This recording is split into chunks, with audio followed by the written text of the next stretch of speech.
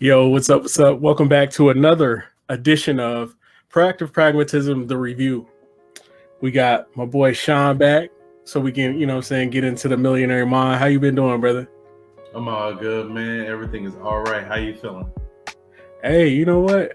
I can't complain. When you live in a place like America, you can eat food, and put some on your stomach and be grateful just to have a job sometimes these days. So real quick though, before we get into the podcast, there was a video that I sent you over money. So I wanna spit on that real quick, and we're gonna talk about this. So I'm gonna show this little clip for the audience.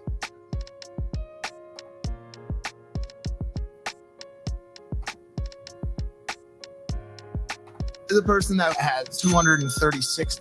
Invest it all in yourself. You're already broke. Don't hold on to $236.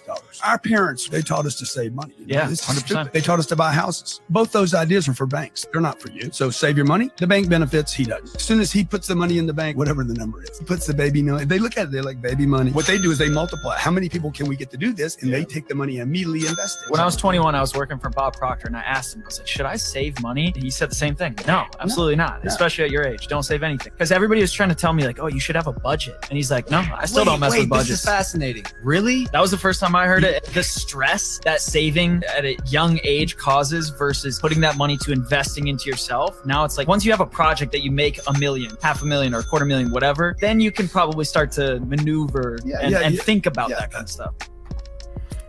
All right, so I'm gonna let you, because we both had our opinions on this. So for one, like, I get the feeling from our last message that you aren't like too heavy on a Grant Cardone. And I mean, I never bought any of his books or anything like that, but based off of the videos I've seen of him, I'm not the biggest fan.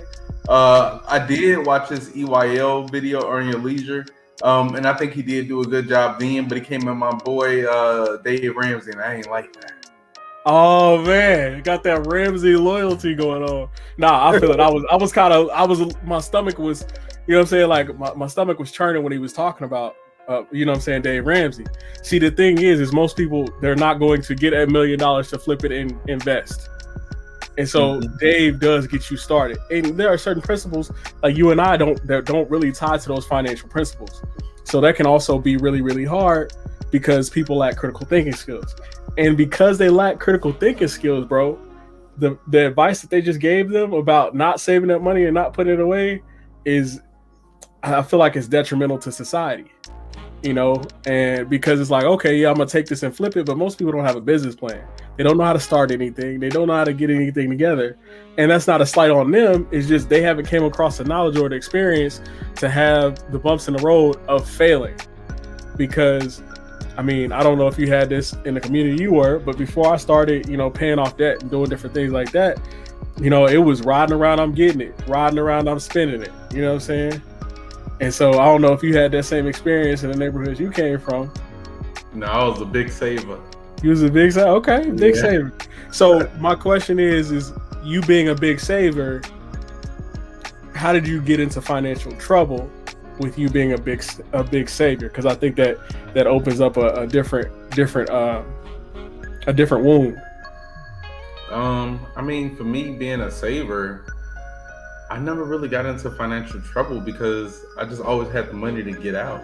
It was like, let's say my tire went flat, which it did a couple times when we were in college. Somebody sliced my tires like 3 times, thinking I was somebody else. Probably, I don't know. The police was like, "Yo, you got somebody who got a vendetta against you?" I'm like, no, I'm cool with everybody, So I'm gonna assume that it was just somebody who just saw a white P2 Cruiser who just thought I was somebody else. But I always had the money, to fix the tire. Like the person who cut my tire 3 times was probably like, all right, I'm done. Like he clearly this isn't affecting him. It just, I mean, the only opportunities I missed being a saver was not investing, but I wouldn't tell anybody not to save and not have an emergency fund. No, that's real. Because, well, and that's the thing is I think I had a pain point when it came to finding Dave. Were you in pain when you found Dave, or you just wanted to do something different? I really wanted to do something different, you know. For me, I just woke up, one day just thinking about my student loans and my credit card debt, and I'm like, yeah, it's time to fix this. Okay, that's real. And so different people come to have the come to Jesus moment, with no religious context, but one of those things, they have it in different faucets and how they want to do it, right? Mm-hmm. And so I think that's incredible that you explain that, because I was in pain. I'm like, man, I had a baby pop up, I had a bunch of stuff, like I couldn't juggle bills. I had decent jobs, but I just couldn't save the money. Mm-hmm. And the greatest part is once you start saving it, you get addicted to it, and then you can take your job or your career, and put it into that. So that leads us to today's topic, and that is vocation. So, vocation, a strong feeling of suitability for a particular career or occupation.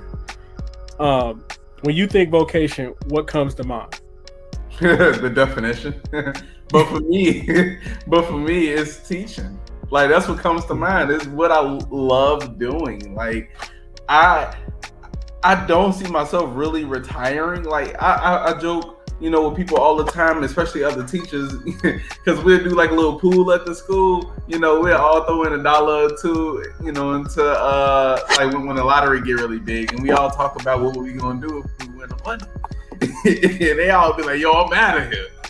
And I'm like, yo, I'm not leaving. I don't even care if I win $1 million, $2 million, $3 million. Like, I would still continue to teach. Well, and so my question, so with you becoming a teacher, what inspired you to become a teacher? Had you always wanted to be a teacher? Was that your childhood dream? What inspired me to become a teacher? Well, my first teacher, like my first black male teacher, was in 5th grade. And I just saw how much of an impact he had on me. Not saying that I had no women teachers that had an impact on me, but going from like kindergarten, up to 5th grade, all I saw was women doing this. I didn't think I could do this. So the moment I saw him doing it, I was like, oh, I didn't even know we had, male teachers like that. And then when I got to high school, I had majority male teachers because I was at Hales Franciscan, the all-male school, but I was like, I'm not teaching high school. I don't see me doing that. But I was like, I definitely want to teach 5th grade, 6th grade math, man. And if I was to ever like go beyond that, I would do like some type of leadership role. But again, I'm still working with children. And then I can see myself as a professor. You know what I'm saying? By that time, even an 18-year-old would be a child to me. Well, and that's real. And you know what? And we talked about this, I think, on one of the earlier podcasts, is how the fact that you wanted to make sure that, like you didn't see any males there, you found out that males could be there. And that's super strong, because I might have had a teacher like you. I had a couple males, especially black males, it's hard to find in the system, that reached out to me as a young man, and I saw them moving different. I didn't necessarily have like a bad father or nothing like that, but he wasn't a teacher. He wasn't he was working. He was a working man. He worked his butt off, and and he was in the military at the time. And I think it's important. So a lot of people don't understand with the military, it's a vocation as well. So I've been passionate about that since I was yay taught, and it's one of those things where now I got 2 jobs going on at the same time. So a lot of people don't realize they can balance the 2, but sometimes you lose passion for one. There was a slog in my military career where my vocation, I was like, I didn't have that strong feeling. And then I had to realize I had to go get that strong feeling. And so the more that I read, the more years that I put in and the time I put in, I'm like, okay, there's a straight path from A to B here. There's a correlation where I can make this the most positive experience, that I possibly can. And I think that's very important when it comes to vocation. So, what keeps you going in your vocation? That's a good question, because every now and then, I might get a student or a parent or, administrator who might say something that'll make me upset that day.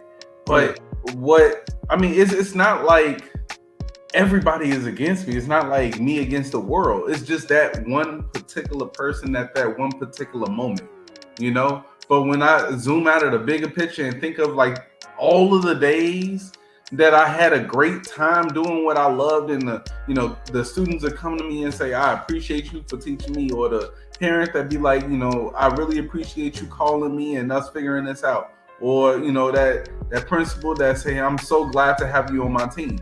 Like, those outweigh my bad days. So that's what really keeps me going. And I mean, it's just like an interpersonal thing as well. Like, it just makes me feel good to do what I'm good at. I really don't need all them other people really, congratulating me and things of that nature, because what they say, live for the yays, die by the booze. You ever heard that one? No, I ain't never heard that. What is live for the yays? Oh, the yay, die by the booze. Like, I don't want to give other people the energy to stay where I'm at. You get what I'm saying? Like, if I live, for all that motivation, I'm gonna die, or be very saddened when I'm I'm motivated by other people because of what they think of me. So I have to really be strong in my own character in order to like stay and do what I'm doing. Well, and that's so real, because when you talk about getting through it, because I'm a firm believer that you don't have a bunch of great days in a row, but it's the process of diving into your vocation. We all need one of those. Huh? Vocation, and really embracing that struggle, because it's that struggle that makes it easier and that gives you the tools to be as great as you want to be. But a lot of people, they get in a vocation, they're like, I'm not passionate about this. And I'm like, passion is something that has to come from within. There are so many people that weren't drawn to a certain vocation or a certain lifestyle until they just started walking in the truth of what it was. And, it's weird, Shawn, like, everybody wants to be an entrepreneur. Everybody wants to do this. They want to do that.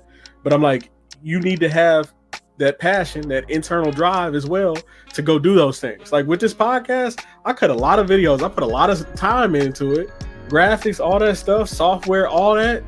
And I love it. Like, I literally love almost every minute of it. You know what I'm saying? And I find ways to vibe with it, and it vibes with me. And I had to realize, like, if I want this to be what I wanted it to be, and I want to, show the world my awesome circle, you know what I'm saying? Like, people like you, I'm a creator. You know what I mean? Like, I'm that's just me. I'm a producer. I like producing. I love the process and seeing where it goes. And the more that I tried to, I marketed an even keel with this situation, the better the podcast became. As you can see now from when you told me a while back, so you're like, oh man, why don't you do YouTube? Now here we are. Like, it is kind of crazy. That's amazing. That's the same passion you talked about with the boos and the yays. Mm-hmm. Because in this YouTube game, it ain't a lot of yays out there. And it's not necessarily a lot of boos. It just is. It's like, you either produce or you don't. You either pitch content or you don't. You're either about that life or you're not. And that's why I think it's scary, Shawn, when people, they quit their regular job and want to be an entrepreneur, but they haven't put in any time in their vocation. They like, oh yeah, I did this for 2 years. I want to do it on my own. I'm like, that's beautiful. That's great. But a lot of people lack the foundational, the financial principles to actually slog and get through all that. And so that's really hard. So with vocation, basically, and also this ties hand in hand with what Thomas Stanley was talking about, was the fact that, like, they also, most millionaires, they pour money into what they do. They invest in themselves. And it's not necessarily investing in, this, that, and other, but investing in yourself also is rest. It's being financially prudent. It's doing the things that most people don't want to do. You know what I'm saying? Like you, I know you the type of person, if somebody ain't got no pencil or pen, you know what I'm saying? You help them out and you make it happen because you know what life looks like. And that's something that you can't fake. And it's interesting. Like, I don't know if you run across this, but do you run across a lot of educators that are just faking it to get a check? I wouldn't say a lot. I don't come across a lot of educators who don't really want to be in it. I mean, have I seen it before? Yeah, I've seen it, 1 or 2 times. But most people who want to be in the teaching profession, are there for a good reason. That's real. That's real. So what do you think when it comes to teaching and education? What do you think forces a lot of people to give it up? I mean, I've been doing this for about 7 years, and most people don't really give it up. Like, they might leave a school that I'm in to go to a different school, or vice versa. They were at a school they didn't particularly like for one, of those three things, like some students, parents, or administration. It's normally between those three things that make teachers want to leave to go somewhere else. It's not a lot of people that I know who have totally left education to do something extraordinarily different. Okay, that's real. And so when it comes to have you read Rich Dad Poor Dad? Yes, I have. And so what is your perspective on from the poor dad, who was the professor or whatnot, and the rich dad, who was the entrepreneur, business owner type person? And so what was your understanding of that gravitational pull from rich dad to poor dad? And is there any advice, because you're an educator and you're debt free, that you have for people in that type of vocation? I mean, I haven't read that book in quite some time, but from my memory, basically, dad wanted to just be in education, right? But that was his main focus. His focus wasn't really about building wealth. Like me as an educator, I mean, I love teaching, but I also want to build wealth. What's stopping me, from taking my summers to learn, real estate or stock? No, it's nothing stopping me. I don't like to just do nothing during my summers. Normally, I take the time to learn something new every single summer. And this summer, for instance, is options. But I mean, if I do a text-to-text connection, I think about Dave Ramsey. I believe, the top 5 professions who are millionaires are teachers. Yeah.